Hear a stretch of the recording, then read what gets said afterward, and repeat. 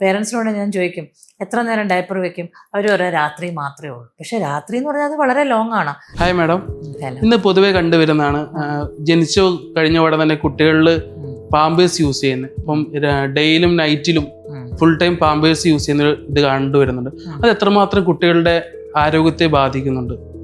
അത് വളരെയധികം ബാധിക്കുന്നുണ്ടെന്ന് തന്നെ പറയാം. കാരണം ഇന്ന് ഞാനൊരു ഒപ്പിലൊരു കുഞ്ഞിനെ കണ്ട് 6 മാസമുള്ള കുഞ്ഞാണ്. പക്ഷേ അതിന് മുഴുവൻ ഡയപ്പർ റാഷാണ്, എല്ലാം പഴുത്ത് കുഞ്ഞിന് എന്തും വേദന എടുക്കുന്നുണ്ട്. ഇതിനൊറ്റ കാരണം ഉത്തരവാദി ഇതും പേരൻസ് തന്നെയാണ്. കാരണം അവർ ആ ഡയപ്പർ ഫുൾ ടൈം വെച്ചുകൊണ്ടിരിക്കും. അപ്പം ചിലതൊക്കെ പ്ലാസ്റ്റിക് ആയിരിക്കും. അത് നമ്മൾ ശരിക്കും പറഞ്ഞാൽ ഒരു ഡയപ്പർ യൂസ് ചെയ്യുന്നുണ്ടെങ്കിൽ അത് ഒരിക്കൽ സ്റ്റെയിൻ ചെയ്തല്ല യൂറിനോ സ്റ്റൂളോ വന്നു കഴിഞ്ഞാൽ നമ്മൾ മാറ്റണം.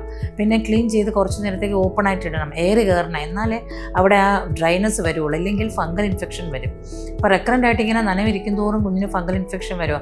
പണ്ട് നമ്മുടെയൊക്കെ കുഞ്ഞിലത്തെ കാലത്ത് നമ്മൾ കോട്ടൺ തുണികളാണ് യൂസ് ചെയ്തുകൊണ്ടിരുന്നത്. അപ്പോൾ ഇത്രയും ഡയപ്പർ റാഷ് ഇതൊന്നും നമ്മൾ കാണാറില്ലായിരുന്നു. ഒരു കുഞ്ഞ് മൂത്രം ഒഴിച്ച് കഴിഞ്ഞാൽ ഉടനെ ആ തുണി മാറ്റും, ക്ലീൻ ചെയ്യും, അടുത്ത തുണി വെക്കും. പക്ഷെ ഇപ്പം അങ്ങനെയല്ല, ജനിക്കുമ്പോൾ തൊട്ട് 24 hours ഡയപ്പറും, അതും ഈവൻ രാത്രി. പേരൻസിനോട് ഞാൻ ചോദിക്കും എത്ര നേരം ഡയപ്പർ വെക്കും, അവർ പറയാം രാത്രി മാത്രമേ ഉള്ളൂ. പക്ഷേ രാത്രി എന്ന് പറഞ്ഞാൽ അത് വളരെ ലോങ് ആണ്. അതായത് അവർ രാത്രി ഉദ്ദേശിക്കുന്നത് ഒരു രാത്രി 8 മണിക്ക് വെക്കും, പിന്നെ അടുത്ത ഡയപ്പർ മാറുന്നത് രാവിലെ 8 മണിക്കാണ്. അപ്പോൾ ഈ 12 hours യൂറിനും സ്റ്റൂളും എല്ലാം വേസ്റ്റാണ്. അതിനകത്ത് ബാക്ടീരിയ ഉണ്ട്, അമോണിയ ഉണ്ട്, ഇതെല്ലാം ആ കുഞ്ഞിൻ്റെ ദേഹത്ത് കോണ്ടാക്റ്റ് വന്നുകൊണ്ടിരിക്കുന്നത്. അപ്പോൾ ഇതിനകത്ത് കുഞ്ഞുങ്ങൾക്ക് യൂറിനറി ഇൻഫെക്ഷനും ബാക്കി ഇൻഫെക്ഷനൊക്കെ സാധ്യത കൂടുതലാണ്. അപ്പോൾ എപ്പോഴും ഡയപ്പർ വെക്കുവാണെങ്കിൽ തന്നെ സ്റ്റെയിൻ ചെയ്യുന്നതനുസരിച്ച് നമ്മൾ മാറ്റി വെക്കുക. പിന്നെ തന്നെ എല്ലാം ക്ലീൻ ചെയ്ത് കഴിഞ്ഞാൽ ഓപ്പൺ ആയിട്ട് ഇടുക, നനവിരിക്കാനേ പാടില്ല. അല്ലെങ്കിൽ നല്ല കോട്ടൺ തുണികൾ യൂസ് ചെയ്യുക, അതാണ് ഏറ്റവും ആവശ്യം.